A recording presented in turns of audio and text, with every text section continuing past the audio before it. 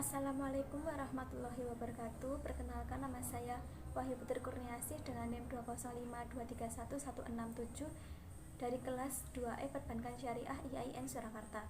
Saya akan menjelaskan atau menceritakan kembali mengenai Perjanjian Giyanti dan terbelahnya Jawa.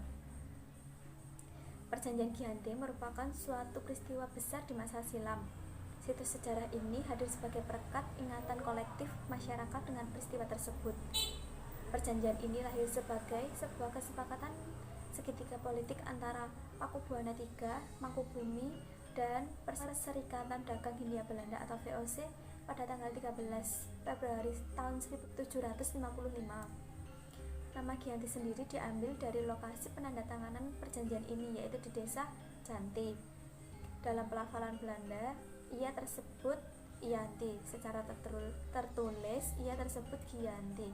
Tempat tersebut sekarang dikenal dengan Dukuh Kerten Jatiharjo, Karanganyar, Jawa Tengah. Pada masa silam, Perjanjian Giyanti itu dibuat dalam rangka meredam api konflik yang telah terjadi berlarut-larut pasca perpindahan Keraton Kartasura ke Surakarta. Api dari peristiwa Gege Pecinan ternyata belum mati tepat di sumbunya. Pada waktu itu, Mangkubumi yang membantu Pakubuwana II dalam meredam api konflik mendapatkan hadiah berupa sebidang tanah dari Pakubuwana II. Namun, luas tanah yang diberikan rupanya menimbulkan kecemburuan. Salah seorang pangeran lalu mengeluhkan ketidakadilan terkait hadiah tersebut kepada Gubernur Jenderal Baron van Imhoff. Sang Gubernur Jenderal di Batavia itu pun lantas mengeluarkan keputusan yang membuat tanah tersebut tidak jadi dimiliki Mangkubumi. Akhirnya dia meminta izin kepada kakaknya PB2. Daripada lungguh atau tahta saya dikurangi, lebih baik buang saya sampai saya tidak bisa kembali lagi ke Jawa, ujar Pangeran Mangkubumi. Akhirnya diberi uang saku 3.000 real, kemudian malamnya ia pergi. Sejak itulah pecah perang Mangkubumi. Puluhan ribu prajurit Belanda, prajurit Jawa tewas. Perlawanan ini mendorong Gubernur VOC untuk Jawa Utara, Nicholas Harting, mengambil sikap untuk menyelamatkan daerah operasionalnya. Secara tertutup, Harting melakukan perundingan dengan Pangeran Mangkubumi. Setelah berkali-kali melakukan perundingan, Harting bersepakat dengan keinginan Pangeran Mangkubumi yang juga hendak menjadi penguasa di Jawa. Pada 23 September 1754, nota kesepahaman antara VOC dan Mangkubumi terlaksana, dan nota tersebut disampaikan kepada Pakubuwana III, sang pengganti Pakubuwana II. Nota tersebut menyatakan bahwa Pangeran Mangkubumi mendapat wilayahnya. Pada tanggal 4 November 1754, Pakubuwana III menyatakan persetujuannya terhadap hasil perundingan Gubernur Jawa Utara dengan Mangkubumi. Surat pernyataan ini disampaikan oleh Pakubuwana III kepada Gubernur Jenderal VOC Jacob Mosel. Kesepakatan itu mendorong terjadinya sebuah perjanjian besar yang ditandatangani di desa Giyanti, beberapa kilometer di sebelah timur Surakarta. Penandatanganan perjanjian Giyanti ini menjadi pangkal dari terbelahnya tanah Jawa menjadi dua bagian, yaitu atau yang dikenal dengan istilah Palihan Nagari.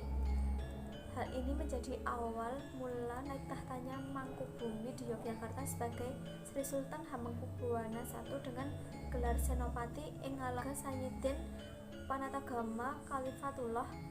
Sejak ditandatangani perjanjian tersebut pada 12 Februari 1755.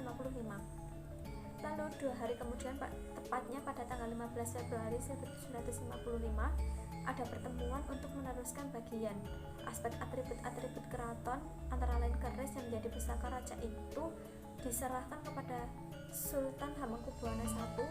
Yang kedua adalah bahasa. Jogja meneruskan dialek yang disebut bahasa Bagongan. Bahasanya antara Surakarta dan Yogyakarta juga punya identitas. Kalau yang satu ada inggih, yang satunya ada injih, hingga sampai menggunakan penutup kepala yang disebut blangkon. baik di Jogja maupun Surakarta berbeda. Masyarakatnya pun lalu pilah atau terpecah dalam hal penampilan atau gaya dan klaim. Menurut Profesor Joko Suryo, seorang sejarawan di Universitas Gadjah Mada, akan tetapi keterbelahan masyarakat Jawa tidak terjadi seketika selepas perjanjian Giyanti.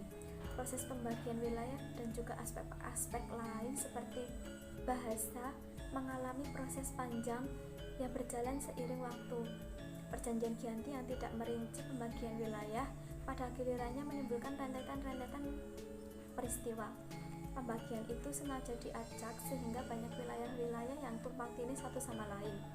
Ada beberapa wilayah Jogja sekelilingnya wilayah Solo, sekelilingnya wilayah Jogja, mengakibatkan kecenderungan untuk konflik di antara kedua kerajaan itu, menurut Anton Setio Hendriatmo, seorang penulis buku Giyanti 1755.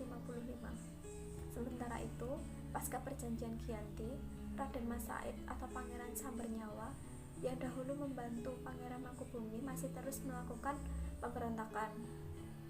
Seperti halnya Mangkubumi, Pangeran Sambernyawa yang juga Trah Pakubuwana turut menuntut hak sebagai penguasa wilayah.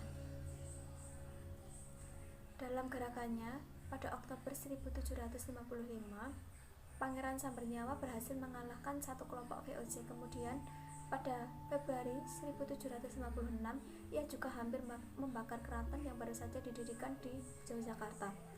Setelah perang bertahun-tahun, VOC akhirnya menyudahinya dengan penandatanganan Perjanjian Salatiga pada 1757. Perjanjian ini membuat tanah Jawa kembali terbagi. Pada perjanjian ini disepakati bahwa Pangeran Sambernyawa mendapat sebagian dari wilayah Kesunanan Surakarta dengan wilayah yang kini dikenal Kadipaten Mangkunegaran. Pangeran Sambernyawa pun berjatah tahta dengan gelar Kanjeng Gusti Pangeran Adipati Arya Mangkunegara Lalana Jaya Miseso Senopati ing Alaga Satriya Raga Mataram ing Nagari Surakarta Hadiningrat.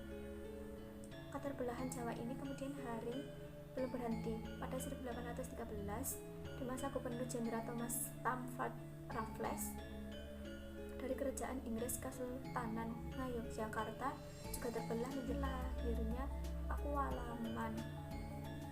Dengan demikian, tanah Jawa kemudian memiliki 4 wilayah pemerintahan yang masing-masing tumbuh dengan perbedaan model orientasi politik. Hal ini juga mengantarkan Jawa pada rupa yang beragam.